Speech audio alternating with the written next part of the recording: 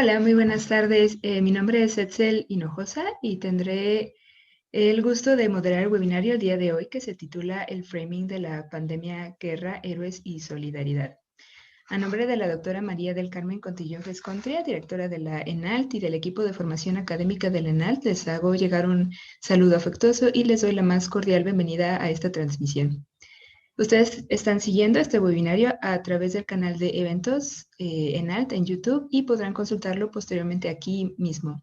Así que por favor no olviden suscribirse. Asimismo, esta transmisión está siendo compartida en la página de la escuela en Facebook. Recuerden que podrán enviarnos sus preguntas a la caja de comentarios en YouTube a lo largo de esta transmisión. Les invito a que nos manden sus preguntas y comentarios en cualquier momento para que los podamos incorporar a la plática. Pues muy bien, entonces el día de hoy la presentación estará a cargo de la doctora Sabine Pfleger.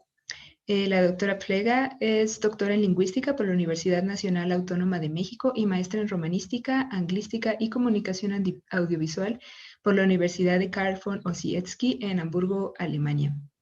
Es profesora e investigadora en el programa de maestría y doctorado en lingüística de la UNAM y en licenciatura de lingüística aplicada de la Escuela Nacional de Lenguas, Lingüística y Traducción. La doctora Sabine es miembro del Sistema Nacional de Investigadores Nivel 1 y sus trabajos investigativos se centran en los estudios críticos del discurso desde una perspectiva cognitivista y complejista, que es un poquito de lo que nos va a hablar el día de hoy. Entonces, sin más preámbulo, le doy la palabra a la doctora Pfleger.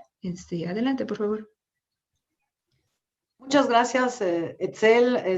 Bienvenidos a todos que se han conectado desde la Ciudad de México, desde México o de otros lados, desde donde estén, para platicar hoy un poquito de manera general sobre uno de los aspectos interesantes de la lingüística cognitiva, que es el framing.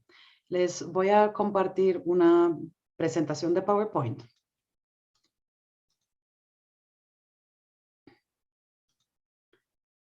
Pues aquí el tema de hoy nos vamos a dedicar un poco a ver cómo entendemos la pandemia, cómo es el framing de la pandemia, y en el transcurso de esta plática vamos a ver por qué tenemos que hablar de guerra, de héroes y de solidaridad. Entonces, lo que me propongo el día de hoy en esta charla es hablarles muy brevemente un poco de los estudios críticos del discurso y de este proceso conceptualizador, ¿cómo se llama? Que es el framing. Y vamos a hablar un poco de framing, de integraciones conceptuales, para ver cómo las cosas nuevas las entendemos a partir de cosas conocidas. Y para luego, habiendo hablado un poquito de estas nociones teóricas en términos generales, pasar a ver el framing de la pandemia y hablar un poco del frame de guerra, del frame de héroe y el frame de solidaridad. Muy bien. Los estudios críticos del discurso. Lo que ven en pantalla es el vínculo a mi línea de investigación. También tienen ahí un código que pueden copiar para entrar directamente a la página web. ¿Qué es lo que hacemos nosotros? Bueno, nosotros estamos interesados en estudiar las relaciones complejas entre la mente, la sociedad, los fenómenos sociales y lo que podemos ver en el lenguaje, en las instanciaciones del lenguaje. Y lo hacemos con un acercamiento de lingüística cognitiva, porque nos interesan qué principios hay, qué parámetros hay en cómo hablamos sobre ciertos fenómenos y cómo los pensamos, ¿no? Y esto en el sentido para entender cómo los seres humanos nos construimos significación, una versión simbólica de la realidad. Vamos a ver cómo entendemos el discurso. Cuando nosotros hablamos de discurso, lo entendemos como un espacio comunicativo, relacional e identitario. El acrónimo es el famoso ECRI, el espacio comunicativo, relacional e identitario. Entonces, para nosotros el discurso no es una cosa como, bueno, escuché el discurso de AMLO el otro día, o mira, todos estos discursos que hay sobre la pandemia, sino discurso para nosotros es la manera como los seres humanos se relacionan en lenguaje, no lo hacemos en palabras sueltas, no lo hacemos nada más en oraciones, lo hacemos en discursos, es decir, en unidades muy grandes donde intercambiamos no solamente ideas, informaciones, actitudes, pensamientos, sino también intercambiamos ahí quiénes somos, quiénes pensamos que son los demás, dónde nos sentimos pertenecientes a qué grupo o algo, es decir, dónde o con quiénes nos relacionamos. Todo eso está dentro del discurso. Dicho de otra manera, cada vez que yo hablo con alguien, voy a tener elementos que me relacionan con esta persona, pero también me relacionan más allá de lo que estamos hablando con el mundo, con otros, con diferentes grupos, personas, y me confiere una manera de ser, una manera de tener identidad y de esta manera también una manera de ver el mundo, que ustedes bien saben, o sea, no existen realidades objetivas, sino son realidades interactuadas, realidades compartidas. También podríamos ver este discurso como en esta forma triangular, o sea, por un lado tenemos estructuras sociales. Ahí podríamos, por ejemplo, ver un fenómeno como la pandemia actual que está padeciendo el mundo. Podríamos ver estructuras discursivas, es decir, cómo se habla sobre este fenómeno, cómo se habla sobre la pandemia, pero no se relacionan directamente, necesitan una estructura cognitiva como interfase, que es cómo se piensa el fenómeno. Y solamente si tengo estos tres elementos, puedo llegar a determinar una construcción específica, simbólica del mundo. Y nosotros nos vamos a centrar cómo se piensa el fenómeno, pues ahí tendríamos uno de los procesos que nos ayudan a pensar este fenómeno, que sería el framing, al que nos vamos a dedicar el día de hoy. Entonces vamos a entrar primero para calentar motores y familiarizarnos un poco con esta idea de qué es framing. Y vamos a ver algunos aspectos básicos y cómo funciona. Bueno, aquí tengo un ejemplo sacado de un periódico que dice: nueva ola de migrantes haitianos llega a Chiapas. El frame o framing que tenemos aquí se basa frecuentemente en construcciones lingüísticas metafóricas, una ola de migrantes. Esto porque así se procesa de manera más fácil algo que es foráneo o nuevo o no cotidiano, como esta idea de que llegan ahora muchos migrantes al país de México. Entonces recurrimos a marcos conceptuales que ya tenemos, digamos, en nuestro haber experiencial o cotidiano o conocido, y con eso nos ayuda a entender qué es lo que está pasando. Es decir, el frame provoca entender lo nuevo, en este caso la migración, con algo conocido, y nos da lo que estudiosos como Turner y Fauconnier llaman la escala humana. Esta es la escala de las experiencias cotidianas que tenemos. En nuestro ejemplo, el framing genera una poderosa imagen, ¿sí?, para entender el fenómeno de la migración, en el sentido de que se enmarca como si fuera la ola o una ola grande en el mar.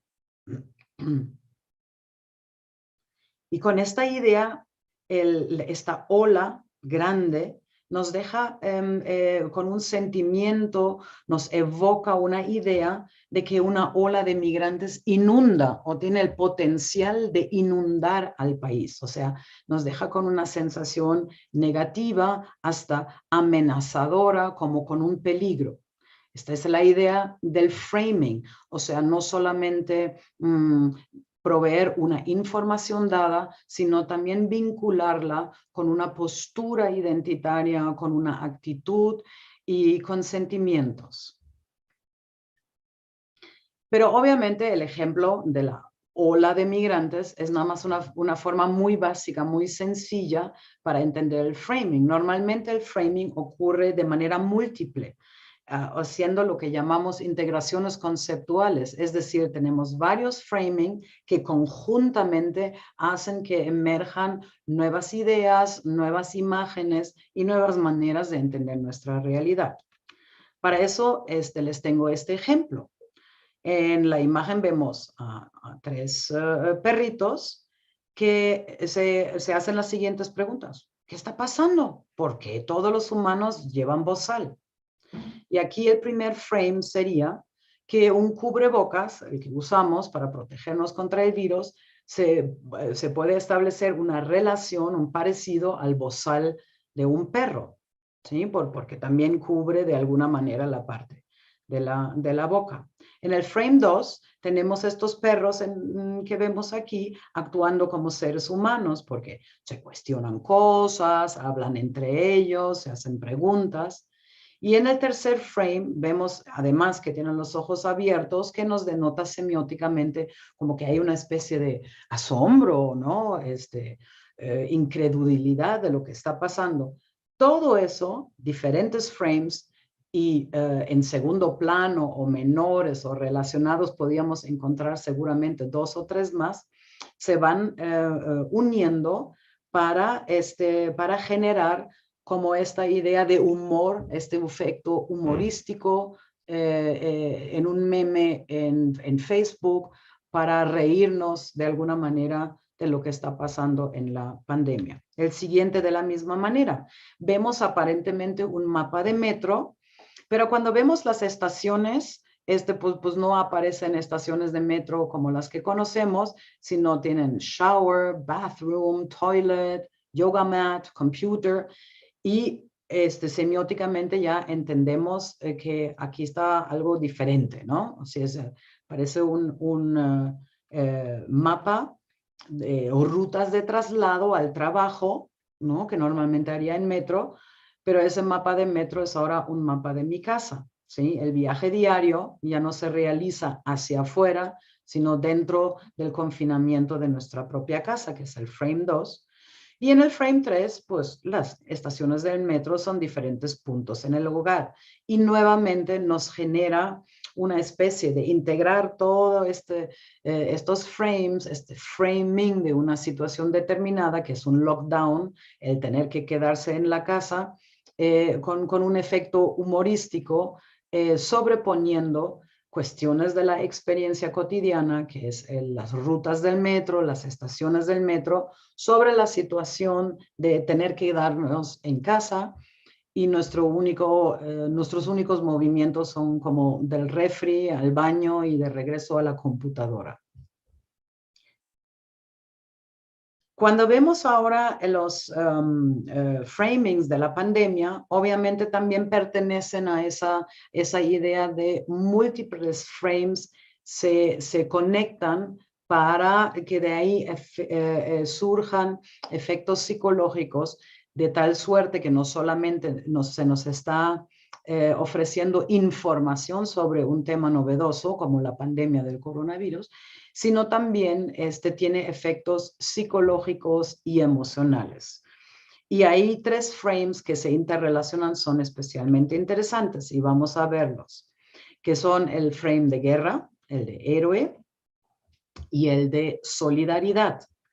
Entonces, ¿qué pasa con estos frames? Al hablar continuamente, ya lo estamos haciendo desde prácticamente año y medio, continuamente hablamos de la pandemia en estos frames y lo que se genera es lo que llamamos un proceso de normalización, de tal suerte que ya no podemos pensar la pandemia fuera de la idea de que sea una amenaza y de que haya personas que se destacan por la labor que están realizando, similar a héroes, ¿no? O superhéroes incluso, y que constantemente se nos llama a ser solidarios, sea con personas de la tercera edad, solidarios con aquellos que no pueden generar ingresos porque se les cerraron los locales o los lugares de trabajo, solidarios con los otros utilizando un cubrebocas que no solamente lo protege a uno, sino a los otros.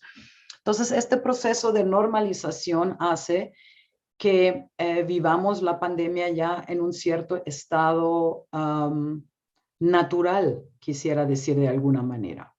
Y lo pueden comprobar con ustedes mismos. Acuérdense o traten de acordarse cómo sintieron o se sintieron en marzo del año pasado, cuando por primera vez empezamos a cerrar aquí en México, digamos, la vida pública, ¿no? El miedo que tenían, cómo me voy al supermercado, ¿no? Yo recuerdo que muchísima gente iba, usaba los guantes, gogles, cubrebocas, careta, etcétera. No había una incertidumbre, ¿no? De cómo entenderlo.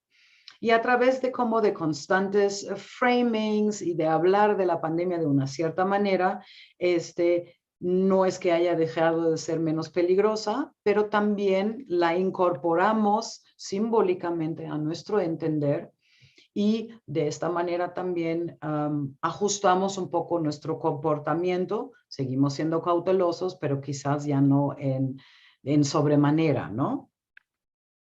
Y esto porque el framing no solamente sucede, digamos, en medios de comunicación o la política, sino en la vida cotidiana se retoman esos frames y de allí nuevamente se van hacia medios sociales, el Facebook, el Instagram, el Twitter, y a todos los lugares donde nos conectamos con otras personas y hablamos sobre este fenómeno. Entonces vamos a ver en primer lugar cómo lingüísticamente se manifiesta el frame de guerra en relación con la pandemia del SARS-CoV-2. En términos generales, en el frame de guerra, el virus es considerado un enemigo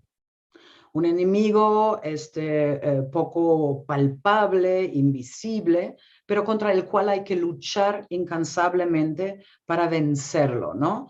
Entonces, la pandemia es una guerra en contra de este enemigo identificado, ¿no? Y lo podemos ver en los recursos lingüísticos que se emplean, porque tenemos todo el espectro de un campo conceptual semántico equivalente a guerra, ¿no? Tenemos expresiones como luchar, pelear, el enemigo, algunos están en el frente, otros trabajan en la trinchera, tenemos que ganar, si no hacemos tal y cual, podemos perder contra el virus, ¿no? Ahí tenemos víctimas y tenemos ejércitos de personas que luchan y un largo etcétera, ¿no? O sea, está todo el campo conceptual semántico.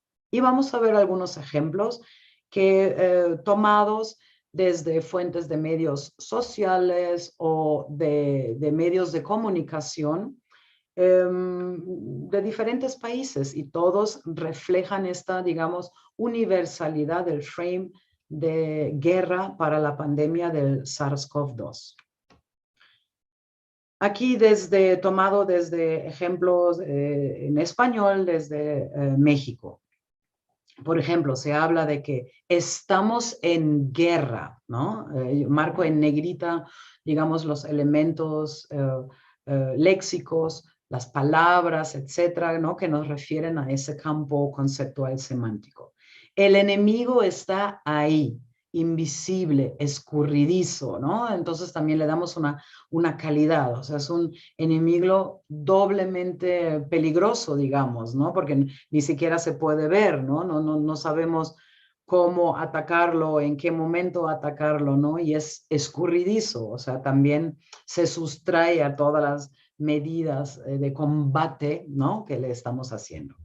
Tenemos que combatir al virus porque si no, podríamos tener hasta 2 millones de víctimas mortales, ¿no? También tomado de este lenguaje que se centra en la noción de guerra, ¿no? Combatir, el combate, víctimas mortales. También he escuchado hablar de daños colaterales cuando cierran negocios o algo así, ¿no?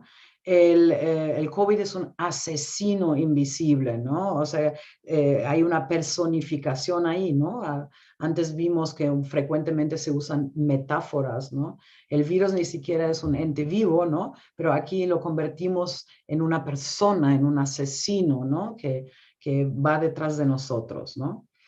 Lo mismo en el siguiente ejemplo, es un enemigo increíblemente astuto. Un virus ni tiene cerebro ni nada, o sea, como digo, ni siquiera es un ente vivo, pero esto no lo podemos entender de una manera palpable. Lo que necesitamos son elementos, adjudicarle cualidades a este enemigo para entender cómo comportarnos frente a él, ¿no? Esto es una construcción simbólica que hacemos y entonces le adjudicamos incluso cualidades de astucia, etc. Aquí ejemplos del inglés. This enemy can be deadly, but it's also beatable, ¿no? Nuevamente la noción de guerra también en inglés aquí. Facciamo guerra al coronavirus, ¿no? El llamado a levantarse en armas en contra de este enemigo. Lo mismo dicho, por cierto, por el presidente de Francia. Nous sommes dans une guerre de sanitaire. Estamos dentro de una guerra sanitaria, ¿no? Y incluso en el mundo árabe, en el último ejemplo, Firuzo Corona Huaduen, el corona, el pelear el coronavirus requiere de héroes, ¿no? Y así es una guerra que estamos peleando en todo el mundo entendemos que de aquí lo que se trata es salir de esta guerra victoriosos, es la única manera para asegurar el porvenir de la humanidad. Entonces, este frame de la guerra viene muy vinculado y se entrelaza con el frame de héroe.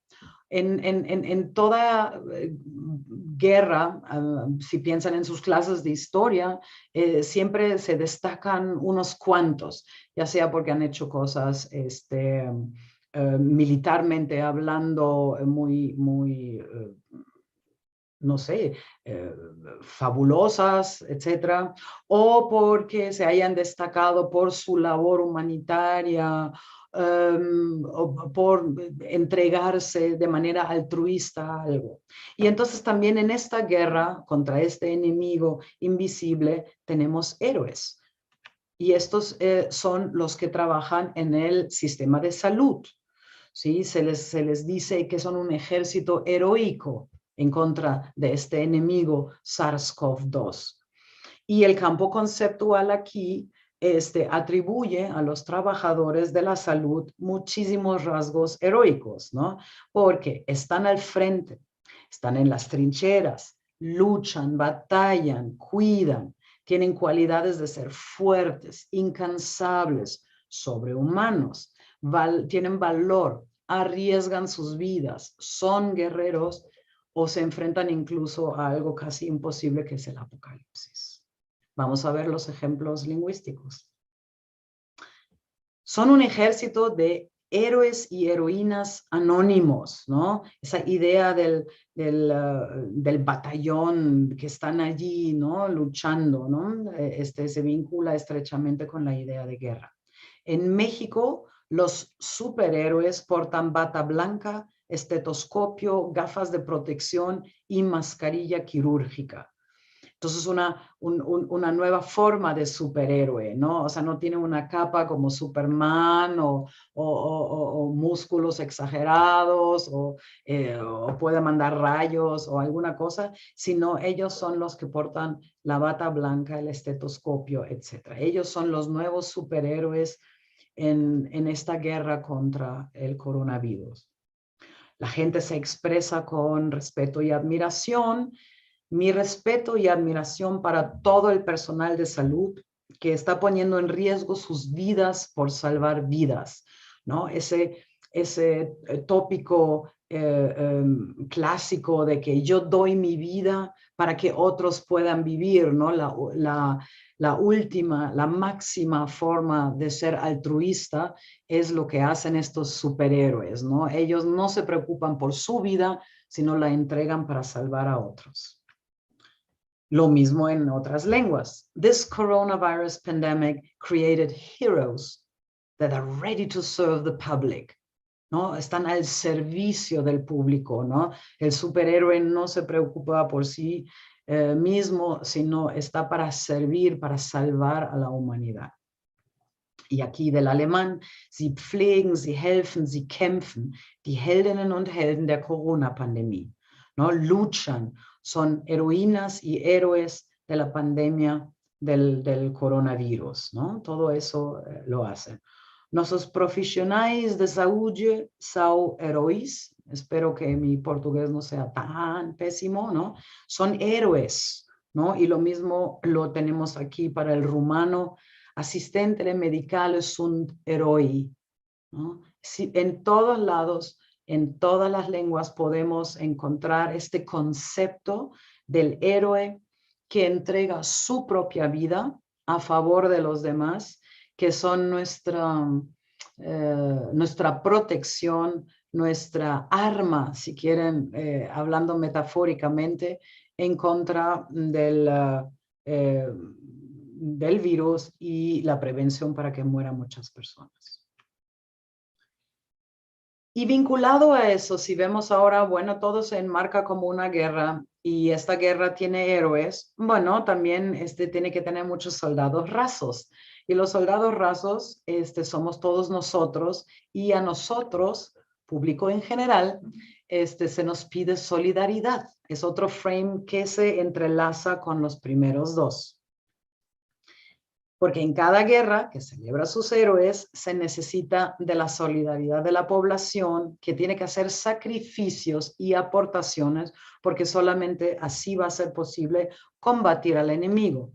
Y el campo conceptual semántico despliega estas nociones que van desde compasión, ayuda, altruismo, respeto, jornadas nacionales, conciencia, unión y nuevamente un largo etcétera, donde esta solidaridad también está destinada a que colaboremos, a que aportemos cada quien lo que está en nuestras posibilidades para que se acabe pronto la guerra y obviamente se venza el enemigo invisible. Vamos a ver nuevamente ejemplos lingüísticos. Es necesario luchar por una sociedad donde la salud de todos sea más importante que las ganancias de unos pocos. Una discusión muy fuerte, o sea, ¿qué tanto puedo cerrar la economía, ¿no?, a favor de proteger la salud? Y entonces en el transcurso de estas discusiones, continuamente el llamado hacia la solidaridad, porque la salud de todos es el máximo bien, la vida está por encima de todo y tenemos que ser solidarios por encima de intereses económicos. En el ejemplo en inglés, la misma idea, but this epidemic is also the crucible in which we are already forging new bonds of togetherness and altruism and sharing. Esta pandemia es un crisol en el que aprendemos muchas cosas sobre nuestras sociedades y también estamos viendo que a través del coronavirus forjamos una nueva solidaridad, altruismo y el compartir, el ser compartidos, ¿no? Que lo hemos visto en las noticias, como mucha gente sale a la calle o prepara alimentos para los trabajadores del sector de la salud. En fin, donde se requiere del apoyo de todos para que, digamos, los efectos de esta guerra sean exitosos. Lo mismo en el ejemplo en alemán, niemand ist sicher, solange nicht alle sicher sind. O sea, nadie está seguro hasta que no todos estemos seguros, ¿no? O sea, esta idea de que solamente juntos podemos combatir al enemigo.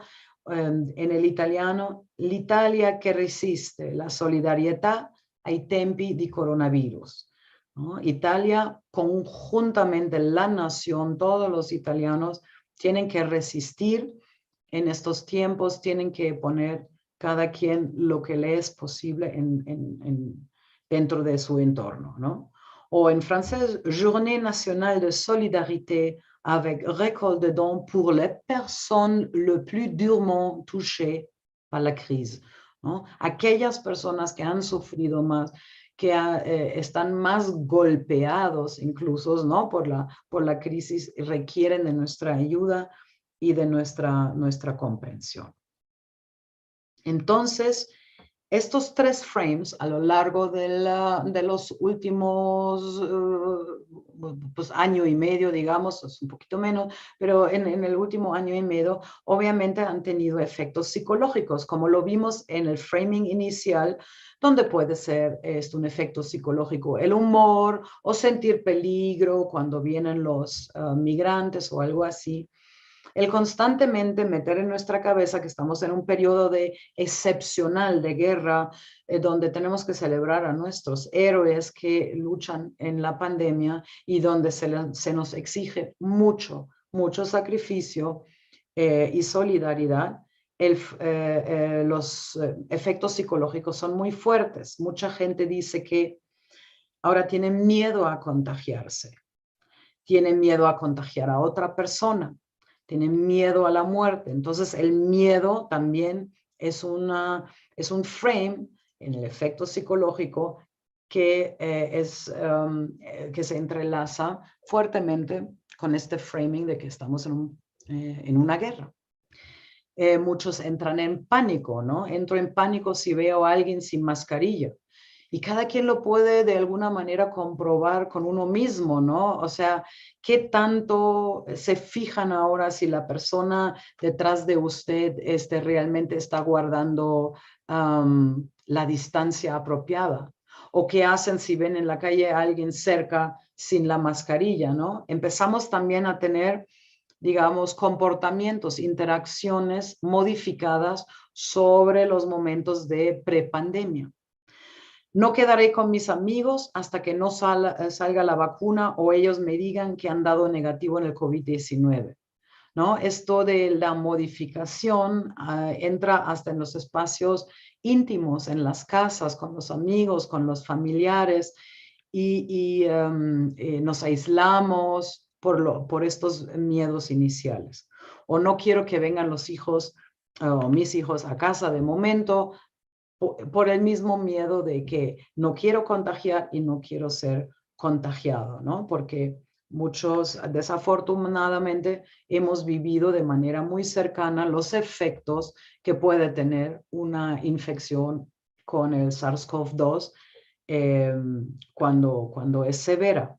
Entonces, estos son los efectos psicológicos. Mucha gente por eso critica la manera como se realiza conceptual lingüísticamente el framing y proponen un reframing, es decir, quitar los frames de guerra, de héroes, de solidaridad y sustituirlos por otros para aún entender la pandemia como algo riesgoso, peligroso, que requiere de nuestra cautela, pero quitándole el efecto psicológico del miedo, etc.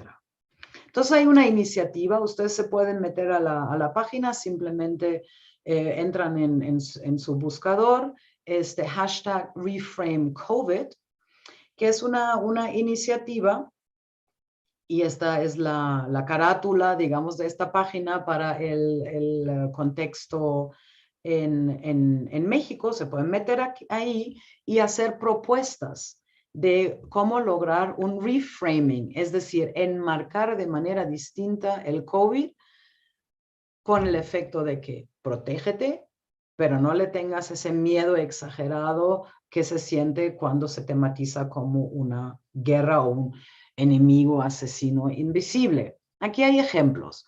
Por ejemplo, si ustedes hacen una propuesta, entonces la suben allí y la gente puede interactuar y comentar sobre las propuestas que se están haciendo.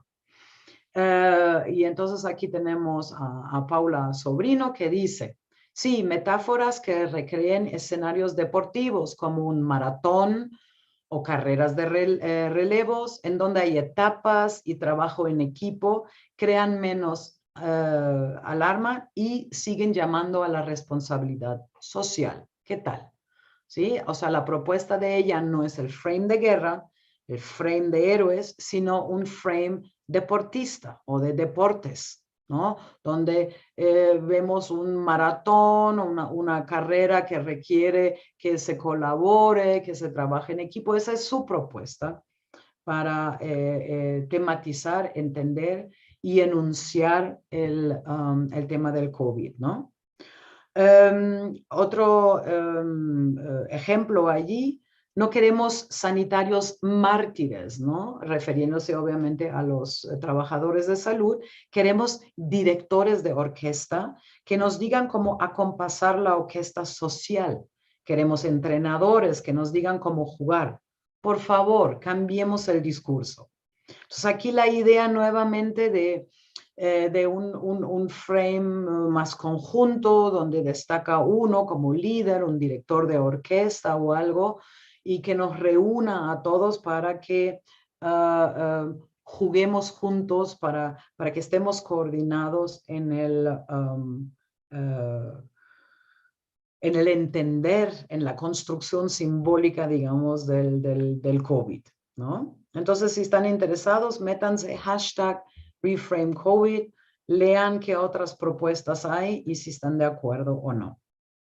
También les quiero decir que próximamente va a salir, para quienes están interesados ahora en funcionamientos lingüísticos a mayor profundidad, que obviamente en un espacio así no podemos entrar en tanto detalle, les invito a leer mi artículo sobre la construcción discursiva simbólica de los trabajadores de salud en esta pandemia SARS-CoV-2 en México.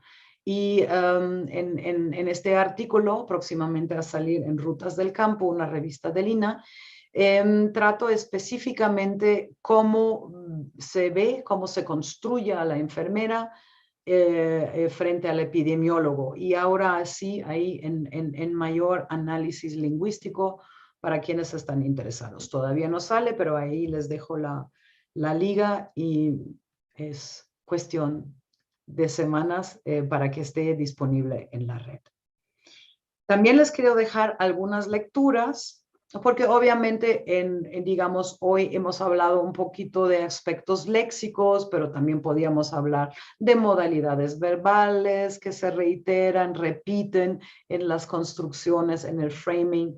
Y podíamos hablar de muchos otros aspectos lingüísticos. Entonces aquí hay algunas lecturas donde definitivamente un libro que estoy señalando aquí con el cursor es bastante, quiero decir, fácil de leer, es divulgativo, es un buen punto de entrada de Fauconnier and Turner, que se llama The Way We Think.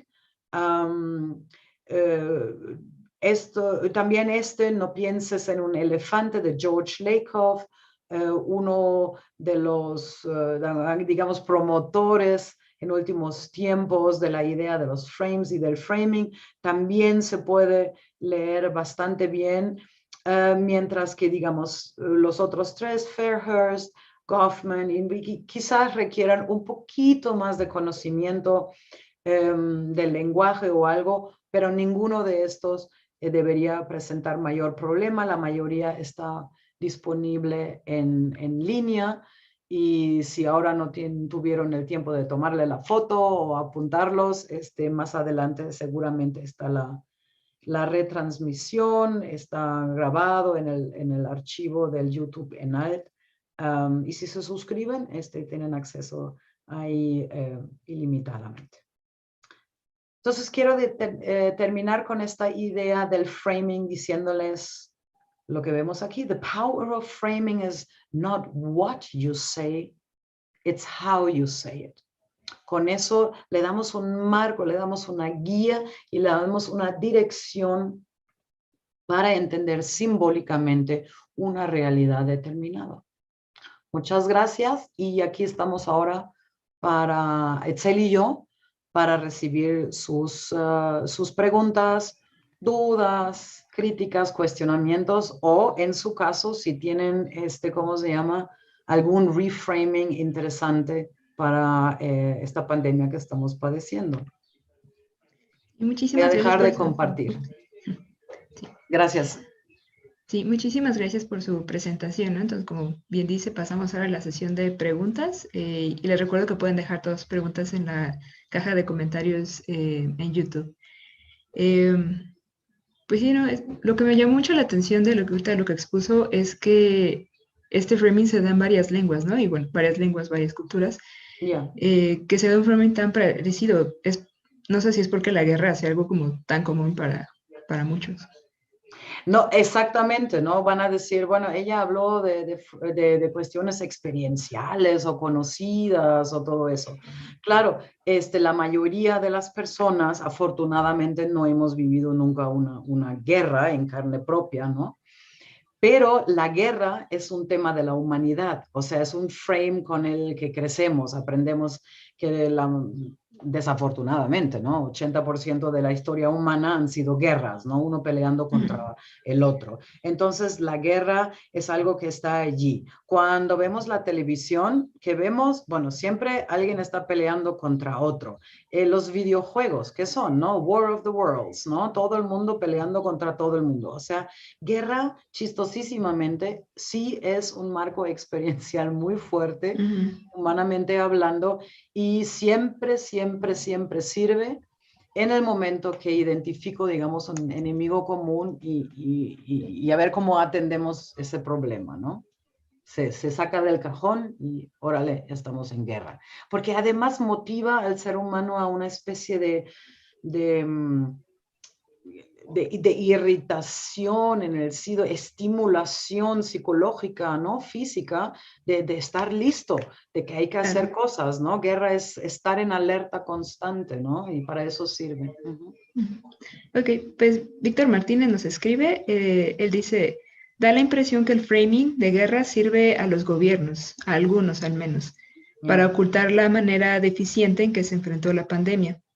¿Estás de acuerdo con ello? De alguna manera, en tiempo de guerra no se puede criticar tan fácilmente a los gobernantes. Ok, entonces la pregunta va en la dirección que como es un periodo especial, entonces también tenemos que tener otros criterios de juicio hacia nuestros gobernadores, ¿no? Es así un poco en esa dirección. Obviamente, en primer lugar, el framing siempre sirve en múltiples finalidades, ¿no? El político lo toma ya sea como para lucirse, ¿no? Como el gran general que está haciendo todo lo posible, y para aquellos pues que no les salió tan bien la cosa porque llegaron tarde las vacunas o hicieron tarde el lockdown, ¿no? En momentos, por ejemplo, en Inglaterra hubo un problema así, se les criticó mucho al gobierno, etcétera. No, yo no creo que debe de enturbar nuestra facultad de juicio, ¿no? Porque especialmente en tiempos especiales, ya que los defino así, se requiere de gente muy capaz, muy sensible, muy lista y muy viva, y si no lo son, pues entonces a criticarlos duramente, diría yo. Esa es una de las críticas a muchos de los gobiernos en Europa, ¿no? Que reaccionaron lentamente, no adecuadamente, con las medidas incorrectas, etcétera. Yo creo que en algún momento se dijo, en Europa no pueden crisis. Ese fue el encabezado, ¿no? No saben cómo hacer cuando hay una crisis porque es un continente bastante consolidado, etcétera, y tal, y ahora irrumpe algo en esas rutinas de la vida, etcétera, y los políticos así como, ¿no?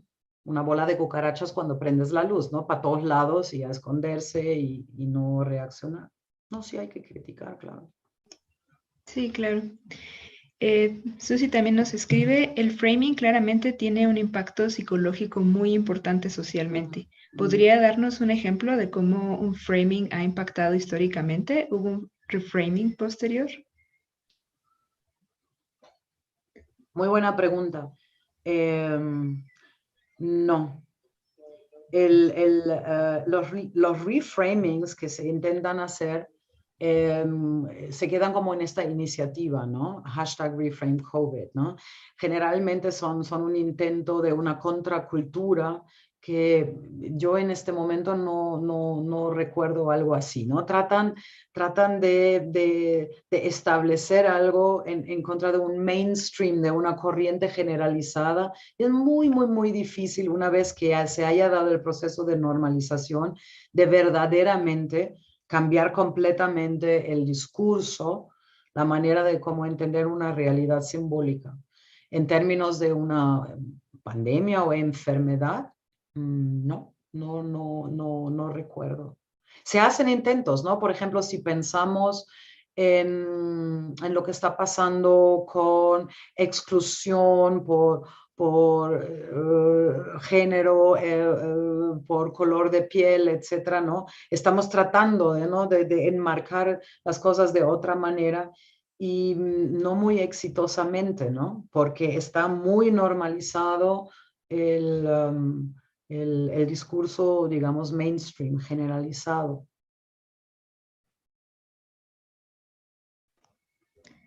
Sí, claro. También nos preguntan, quisiera saber si en algún punto los conceptos de framing y el de las representaciones sociales se acercan o se complementan. No, son dos corrientes diferentes. Ciertamente podemos encontrar similitudes en algunos puntos en cuanto a ciertos contenidos, pero nacen desde puntos de vista muy diferentes, desde corrientes de estudio epistemológicos muy distintos y por lo tanto no son lo mismo.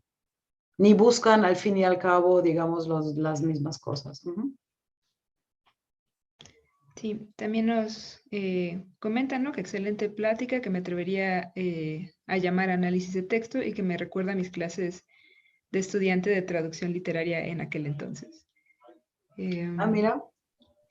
Sí, claro, sí, si nos limitamos, digamos, como en esta presentación, digamos, un poco a la superficie, digamos, léxica, etcétera, ¿no? Entonces, obviamente parece que estamos haciendo análisis de texto, ¿sí? Como de Beaugrand y toda esta gente, ¿no? Que lo hace 20 años o algo así, ajá, sí. Pero va más allá, ¿no? El framing tiene muchísimos más aspectos y se pueden hacer muchos análisis lingüísticos, no solamente a nivel del léxico, sino a nivel sintáctico, a nivel conceptual, etc. Pero muchas gracias, qué bueno que te gustó. Sí, y no estoy segura cómo pronunciar este nombre, así que de antemano una disculpa. Jisoo Jandet comenta, estas ideas me recuerdan un poco la metáfora de la ventana por la que miramos el paisaje, pero que justamente en algún momento dejamos de ver el vidrio de dicha ventana. En ese sentido, se trataría de aprender a deconstruir y reconstruir el framing con el que significamos las realidades. Sumamente interesante. Está bonita esa metáfora, está como interesante, claro, porque en un momento dado, no necesariamente estoy consciente de estos frames. Ahora sí, ¿no? Ahora escogimos tres y los llevamos al nivel de la conciencia para decir, ay caray, sí, es un lenguaje súper bélico, y, ¿no? O heroico o solidario o algo así. Pero es cierto, muchas veces como que no tengo la capacidad de ver cuál es la ventana o ese marco que me ponen a través del cual guían mi comprensión de las cosas o mi visión de las cosas. Es cierto.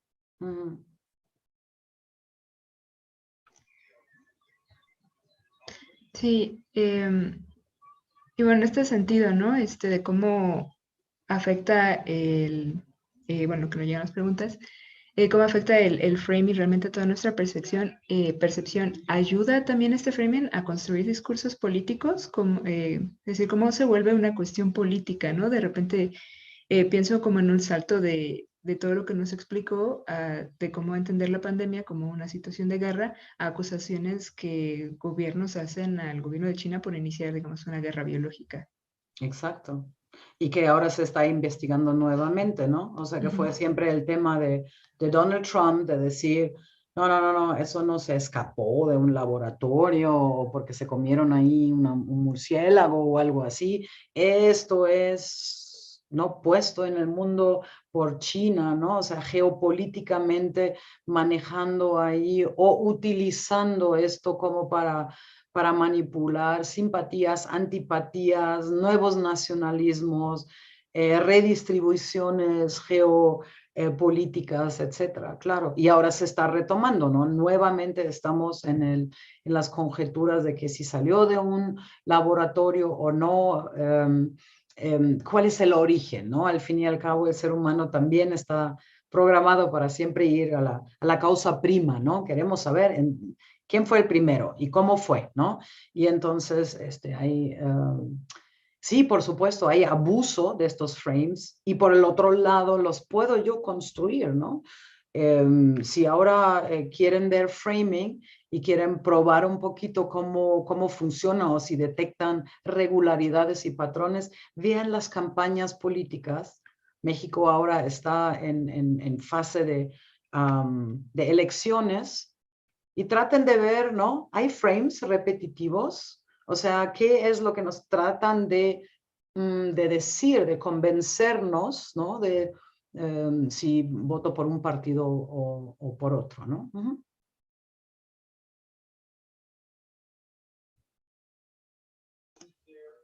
Sí, y en este sentido también pienso que si el mismo COVID, la misma pandemia se ha vuelto una manera, un framing en sí mismo, ¿no? Así como decir, bueno, es que la corrupción es la pandemia de México o bueno, también he visto que en redes sociales al hablar del VIH se refieren al VIH como una pandemia, que siempre lo ha sido, pero no se solía enmarcar así.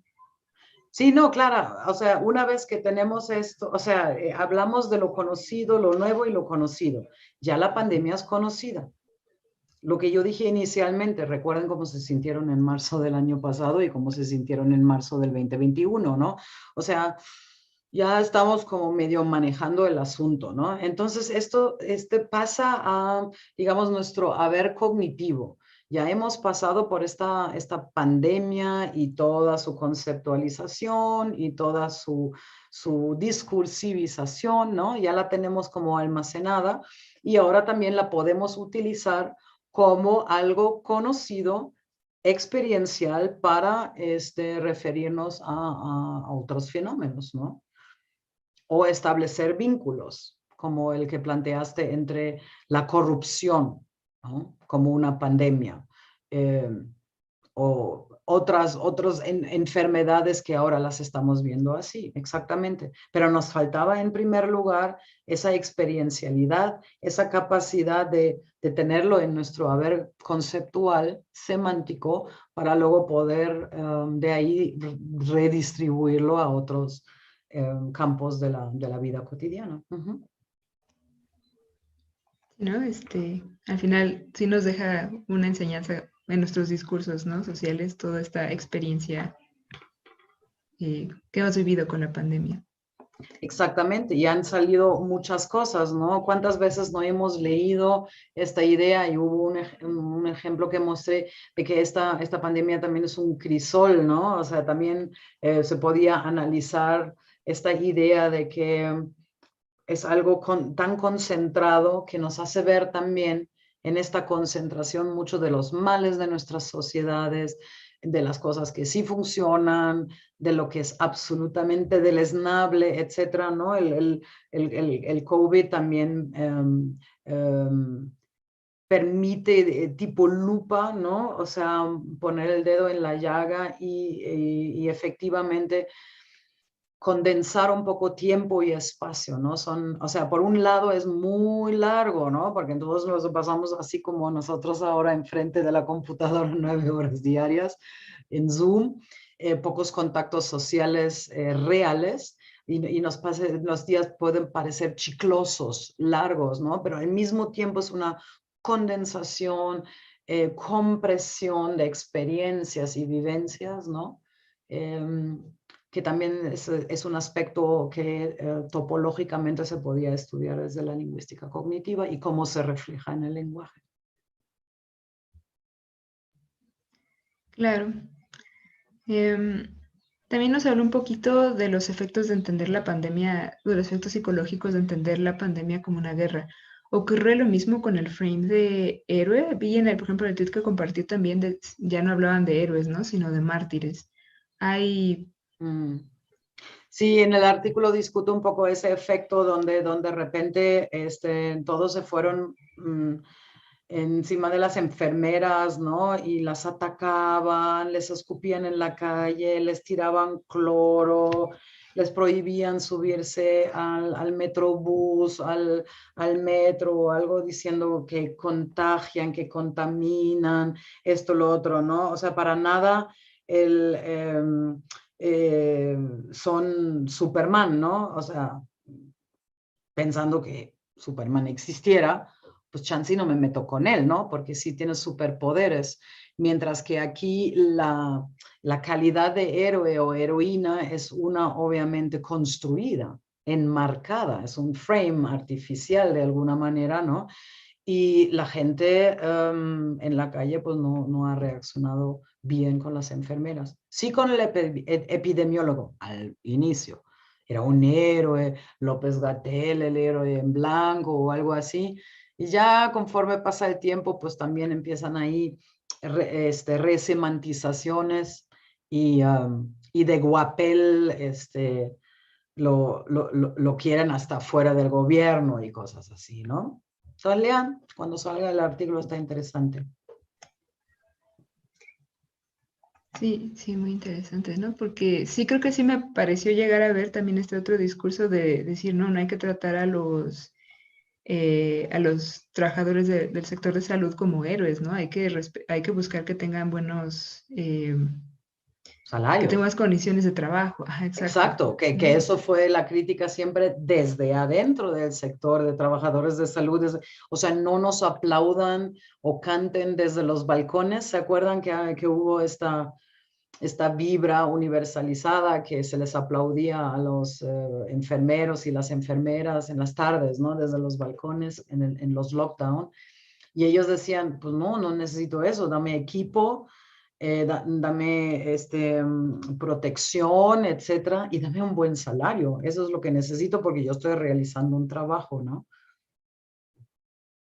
No, se sustraían de esta idea de ser héroes, ¿no? No, ellos no les gustaba esta idea porque de alguna manera también opacaba lo que eran o siguen siendo, obviamente, las necesidades reales de un trabajador del sector de salud.